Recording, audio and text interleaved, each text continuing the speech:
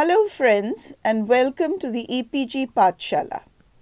I am Nilofer Barucha and I am adjunct faculty in the Department of English and director and scientist in charge of the Constructions of Home and Belonging Indian Diaspora Center at the University of Mumbai. For short, we call our center CoHab IDC. Today I am going to talk to you about Bollywood and the Indian diaspora. Bollywood and the Indian diaspora are currently in a cultural and commercial embrace. They feed off one another. They benefit one another because in the Indian diaspora, Bollywood has a huge market. And in Bollywood, the Indian diaspora finds its roots, finds its values, and the Desi and the Pardesi is what the diaspora seeks in Bollywood and Bollywood gives to the diaspora. However, before we start looking at the representation of the Indian diaspora in Bollywood films, we need to familiarize ourselves a little with the history of the Indian cinema, which can be traced right back to the 1890s. As for the tag Hindi cinema, it came into existence with other tags like Tamil, Bengali and Marathi cinemas only with the entry of sound into Indian films in the 1930s. During the silent era, Indian cinema was a global construct. The first films shown in India were on 7th of July 1896 at the Watson Hotel, which still stands in a much dilapidated condition very close to the University of Mumbai's old campus in the fort area of Mumbai. By the end of the 19th century, short films were already being made in India. Some of them were Flowers of Persia, which was released in 1898, and Wrestlers in 1899. With the first Indian feature film, Raja Harishchandra, made by Dada Saheb Phalke in 1913, the Indian film industry was well underway. So the year 2013-14 was the centenary year of Indian cinema. However, not just in the West but also in India, it was marked as the 100 years of Bollywood, a fallacious and misleading nomenclature, as in India we have many more cinemas than just the Hindi cinema, today known as Bollywood. Between 1913 and 1934, 1,113 silent films were made in India, and many with foreign collaboration, and these films were distributed in a global market. In the 1930s, Himanshu Roy, who established Bombay Talkies, collaborated with the UFA Berlin and a British company to produce several films directed by the German director Franz Osten with Indian and foreign actors. Some of the films directed by Osten were Shiraz in 1928, which was on the construction of the Taj Mahal, and The Throw of the Dice in 1929, based on the infamous gambling section of the Mahabharata. The coming of sound to Indian cinema in the 1930s fragmented it into different languages and also restricted its global reach. As for the Indian diaspora, in the colonial era, it was not able to access these films as the overseas distribution and exhibition channels for Hindi and other Indian language films made in India were controlled by British colonial laws, and the films were vetted for any anti-imperial content. A few Indian films did slip by into other British colonies as they were categorized as pure entertainment. It is only in the post-colonial period in the 1950s that Hindi cinema once again captured the interest of the world and that of the Indian diaspora. Bimal Roy's Do Bigha Zameen, which was released in 1953, was inspired by Italian neorealism and became an internationally lauded film. However, it was a Raj Kapoor brand of films in the 1950s, such as Shri 420, released in 1955, and the earlier Avara, released in 1951, which were firmly rooted in socialist values as their scripts had been written by the Marxist writer K.A. Abbas, Khwaja Ahmad Abbas,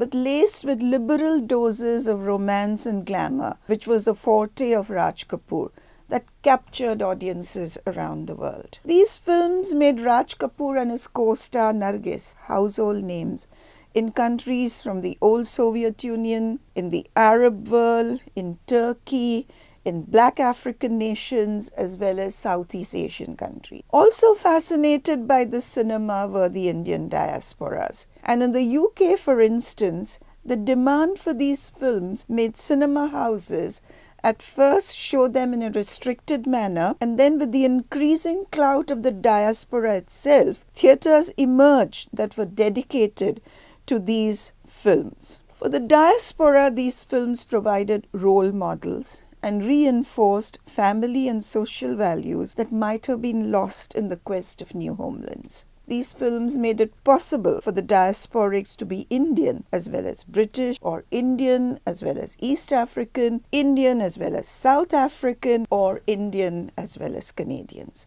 This helped in the evolution of hybrid identities, which are today reflected and imaged in the films made by Bollywood. Raj Kapoor in Shri 420, in his persona of the tramp, which had been inspired by Charlie Chaplin, had belted out the song with which that film began. It's a very famous song. Mera joota hai Japani, ye patloon Englistani, sar pe laal topi Rusi, fir bhi dil hai Hindustani. The translation goes like this: my shoes are Japanese, my trousers were made in England, I wear a Russian cap on my head, but my heart is Indian. Raj Kapoor's tramp was at once Indian and international. He was an early global construct, and by global I mean global as well as local.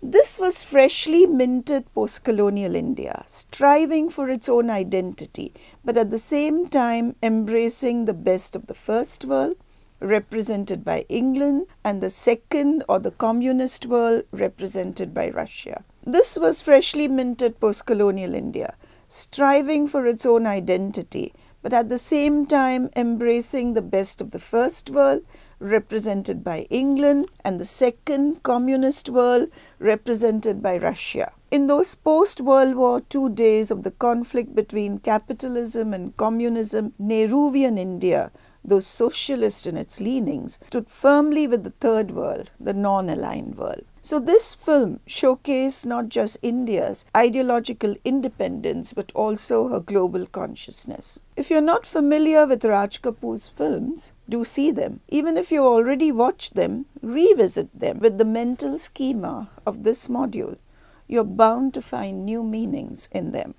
Also foregrounded in Hindi films were the values, or what I call codes, by which India has lived. What were these codes or values embedded in Hindi and other Indian language films too? They would be attractive, of course, to Indian audiences, as the films would provide a kind of self-reinforcement. But why would they appeal to diasporic Indians? Would this be because they would have a mnemonic value of making them recall their roots and the values and codes by which their ancestors had lived in the land from which they had voluntarily or involuntarily moved into their present diasporic locations? What were these codes? List these codes as 1. The battle between good and evil. 2. The victory of good over evil. 3. Validation of family values such as respect for elders and loyalty to one's family. 4. The sanctity of marriage, love and respect for one's spouse, and fidelity to him or her. At number 5, the code is loyalty and respect for one's social community. At 6, we have patriotic loyalty to one's country. And the last code, the 7th code, is secularism and anti-casteism. These values, drawn mainly from the Ramayana, became the codes for Indian films and had tremendous appeal for the diasporics, whose own cult texts were the Ramayana, which they had carried with them to distant locations across the oceans, even if they had been illiterate, indentured laborers. The last 2 codes of Indian cinema owe their existence to the freedom struggle waged by India against the colonial rule of the British, where India, in spite of the creation of Pakistan, had come into being as a secular nation and to the concurrent Gandhi-Ambedkar-inspired campaigns for the abolition of casteism and untouchability, which was then written into the Indian Constitution. The first Hindi film squarely on the Indian diaspora was Purab aur Paschim, which was produced in 1970. This is a film which has a kind of preamble in the years of India's nationalist struggle against British rule and then continues into the post-colonial period. Large sections of the film were shot on location in Britain. The various tropes one finds in Bollywood films were first available in this one. You should try to see this film because it's a kind of forebear to the Bollywood films on the diaspora of the 1990s and of this century itself. As in some of the contemporary films, the main protagonist in Purab aur Paschim is a man from India, whose exposure to the Indian diasporic community leads to the reinforcement of his own Indian identity and strengthens the binary oppositions between the value systems of the West and India. There is also the gradual realization of the superiority of Indian values by the diasporic woman whom this man woos in the film. This has become a time-tested formula in Hindi films first, and now has been adopted by Bollywood too in films such as Namaste London, which came out in the year 2007. However, while in Purab aur Paschim, the Indian diasporic community was almost demonized, and only the nationalist hero, eponymously named Bharat, had been validated. This is not the case in Namaste London. The characters played by the 1970s glamorous star Saira Banu and the character artist Shammi was shown as shallow, immoral, and a trial to their family, to the father and the husband, who was played by Madan Puri. This man, incidentally, still retained his traditional Indian values. The aberrant Western behavior of the wife and the daughter is reformed by the patient Indian hero, played by Manoj Kumar, and the daughter falls in love with him, abandons her golden wigs, wine glasses, cigarette holders, and becomes a demure Indian girl. The wife too sees the error of her ways. Such a depiction of the diaspora might appeal to Indian audiences and would have also appealed to the first generation post-colonial diaspora of the 1970s, but would find little purchase with second generation Indian diasporics today, or even a globally aspirational Indian audience. So while Akshay Kumar in Namaste London does at first play the one-dimensional Indian man, the diasporic love interest played by Katrina Kaif, herself a mixed-race Indian diasporic, is not at all demonized. She's of course in love with an Englishman and refuses to marry Akshay Kumar, who was chosen for her by her father. But after a series of close calls, the diasporic girl does turn towards the Indian man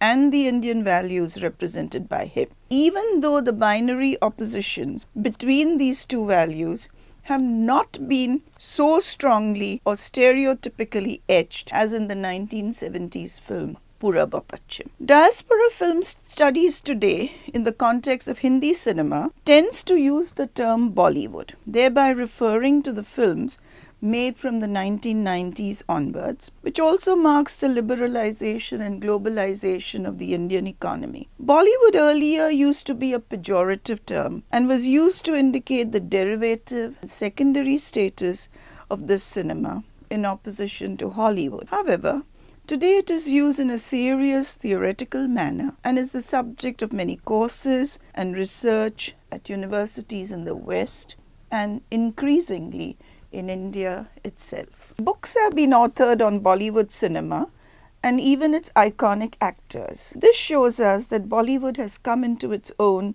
in the context of global cinema.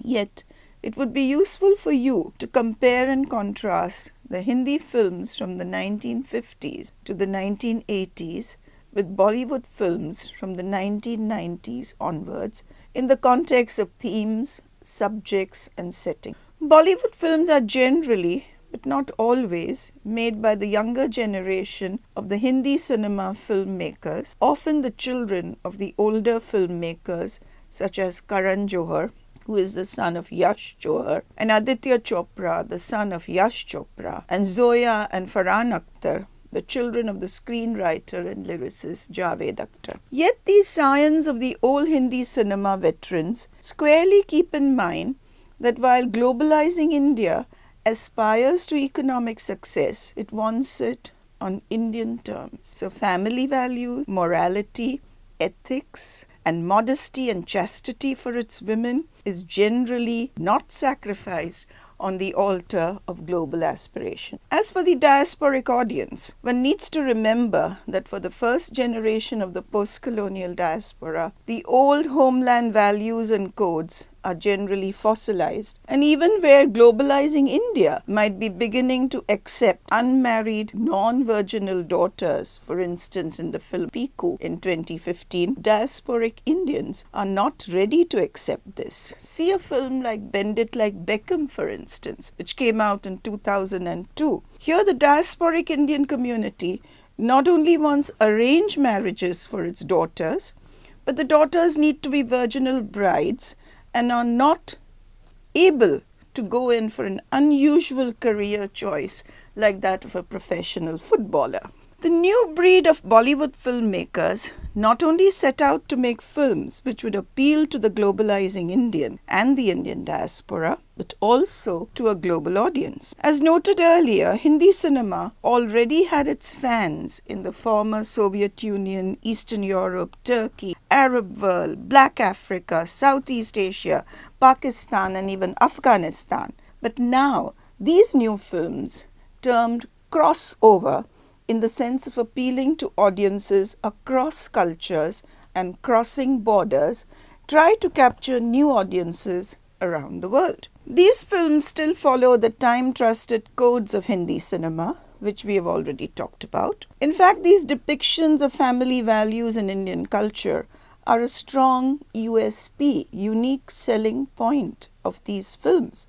So films like Dilwale Dulhania Le Jayenge, 1995, Kabhi Khushi Kabhi Gum, 2001, Dawn and Dawn 2, 2006, 2011, Dhoom, Dhoom 2, Dhoom 3, 2004, 2006 and 2013, Kal Ho Na Ho, 2003, Zindagi Na Milegi Dobara, 2011, or My Name is Khan in 2010, to name but a few, have garnered new fans for Bollywood icons such as Shah Rukh Khan, who has become a household name in countries like Germany, where his films enjoy cult status and are dubbed into German for mainstream German TV channels. Apart from the fact that these films foreground the typical codes of Hindi cinema, what also attracts non-traditional audiences across Western Europe, Canada, and Australia to these crossover films is the element of song and dance, or what we call Naach Gana. In fact, Bollywood-style dancing has become very popular in Canada, and the Bollywood choreographer Shyamak Davar conducts hugely successful Bollywood dance classes at Vancouver in Canada. Bollywood films today very often use foreign technicians, such as cinematographers, soundmen, special effects artists, stuntmen or women, to provide a global look to their films for the crossover appeal. Zindagi Na Milegi Dobara was shot by a Spanish cameraman, Carlos Catalan. The special effects of Ra 1 were done by Jeff Kleiser, who does special effects for Hollywood films. The action scenes of the international espionage thriller Ek Tha Tiger were done by Conrad E. Palminaso and Marcos Roundthwaite, who have worked on hits like Rush Hour 3 and Bourne Ultimatum. One should also consider the fact that the collaboration that Bollywood has with Hollywood today is fairly reciprocal. We have the global faces of Bollywood acting in Hollywood films. We had Amitabh Bachchan in The Great Gatsby, which came out in 2014. We saw Aishwarya Rai in Pink Panther 2 in 2008.